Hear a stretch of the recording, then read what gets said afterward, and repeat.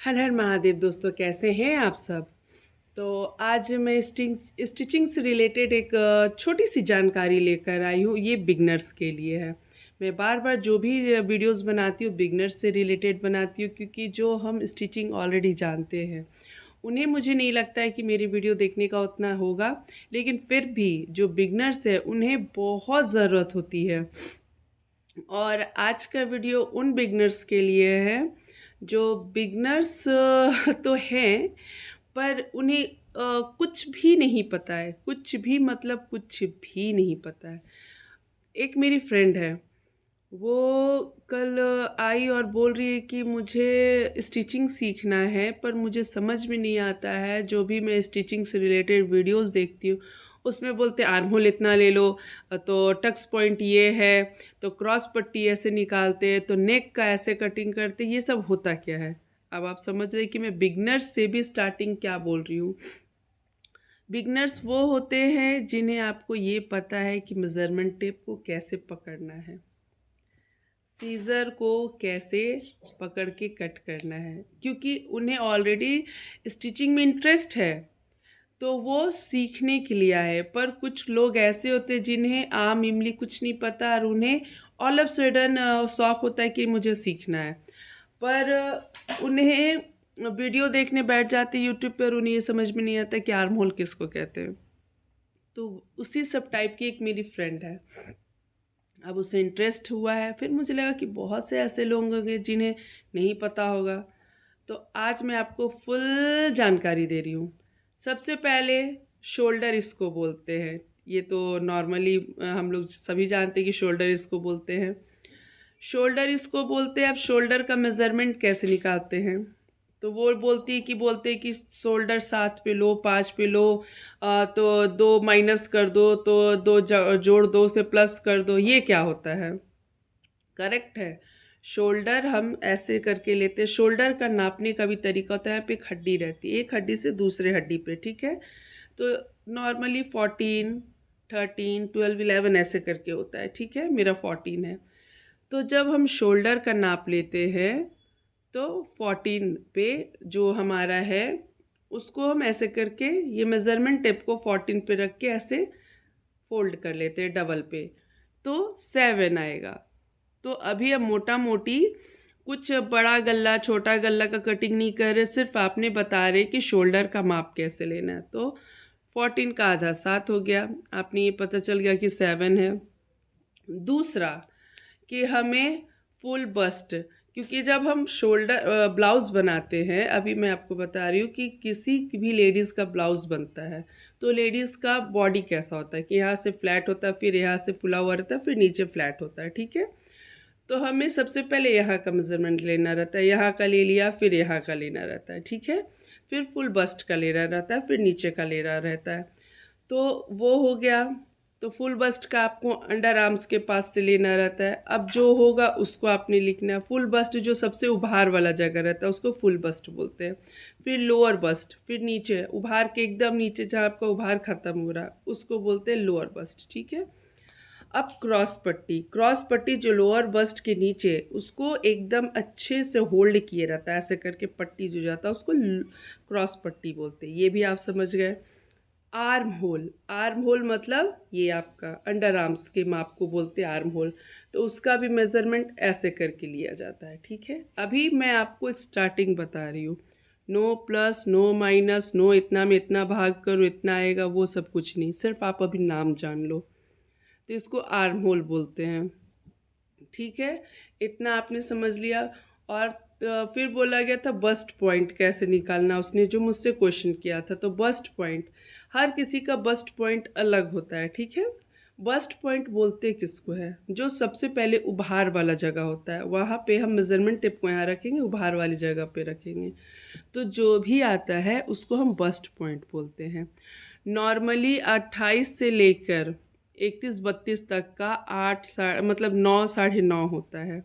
जिनका आपका जो साइज़ होता है 36 होता है, 40 होता है। 40 अगर किसी का हैवी बस्ट है तो 11 साढ़े 11 भी होता है, नॉर्मल 10 हो जाता है।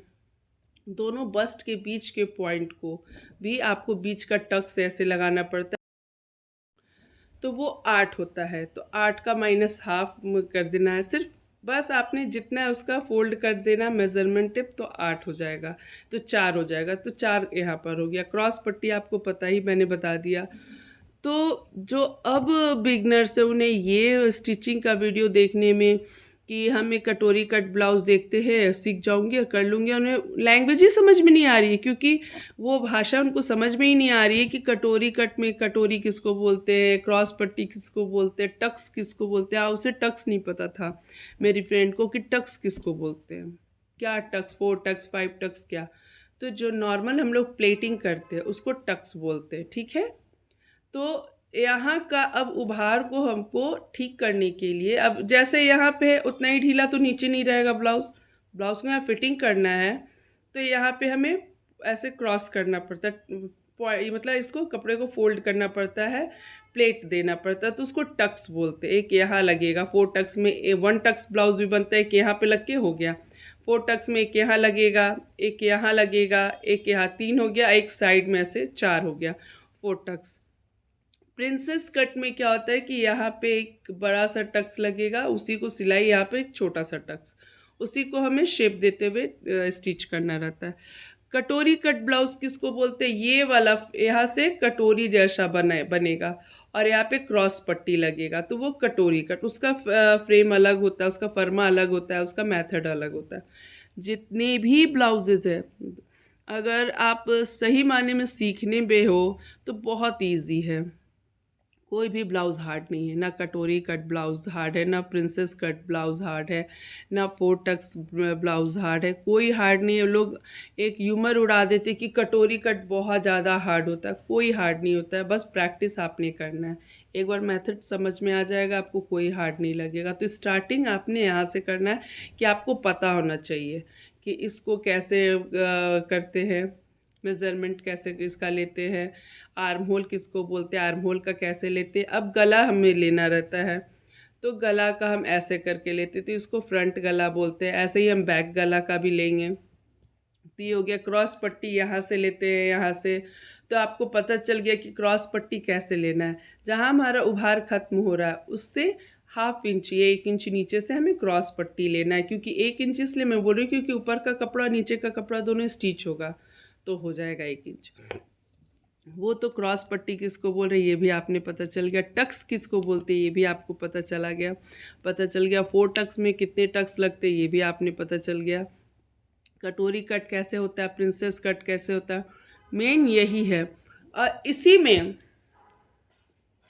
अब तरह तरह का ब्लाउज़ का और डिज़ाइन निकलता है। तो जब तक आप ये बेसिक नॉलेज आपको नहीं होगा, आप कोई भी ब्लाउज़ सिलाई नहीं कर सकते, कोई भी नहीं। पेपर को, कपड़े को कितने फोल्ड पे लेना है ये आपने सीखना है। तो मान लीजिए नॉर्मल हमारा कपड़ा है, ठीक है, उसको डबल फोल्ड कर दिया, 1 फोल्ड 2 फोल्ड। तो अब 2 फोल्ड में तो हम ऐसे करके मेज़रमेंट टेप रख के नहीं नाप सकते हैं, नहीं कर सकते। हमें इसे एक और फोल्ड करना रहेगा, ठीक है, एक और फोल्ड, मतलब 4 लेयर में आपने ब्लाउज़ की कटिंग होती है। और 1 लेयर आप देख लो, 1 लेयर, 2 लेयर, इसमें 3 लेयर, 4 लेयर। यहाँ पे आपका जो बंद वाला साइड है आपके तरफ होना चाहिए, खुला वाला साइड दूसरे की तरफ होना चाहिए। या शोल्डर नापेंगे, या आर्म होल नापेंगे, या फुल बस्ट, ऐसे करके चेस्ट साइज नापेंगे, ठीक है। तो जिनको अभी कुछ नहीं पता, कपड़ा तक फोल्ड करना नहीं पता कि हमें कपड़ा कैसे फोल्ड करना है, और उनको है कि हमें स्टिचिंग ही सीखना है। तो कैसे सीखना है, हर किसी को शौक़ होता है और होना भी चाहिए, जानकारी होनी चाहिए। तो सबसे पहले पेपर कैसे रख के कटिंग करना है वो सीखिए। मेज़रमेंट टेप कैसे पकड़ कर नापना है, बॉडी मेज़रमेंट लेना वो सीखिए। तब आप स्टिचिंग का पहला ये अध्याय सीख लीजिएगा, तब आप सेकंड लेसन पे जाइएगा, दूसरे अध्याय में।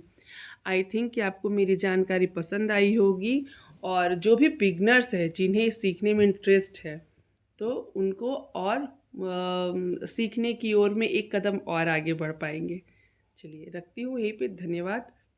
आप लोग मेरे वीडियो को देख रहे हैं, जो नए हैं सॉरी, जो नए हैं मेरे चैनल को सब्सक्राइब कीजिए, जो मुझे देखते आ रहे हैं वो मुझे फॉलो कीजिए। हर हर महादेव, जय शिव शंभू, जय भोलेनाथ।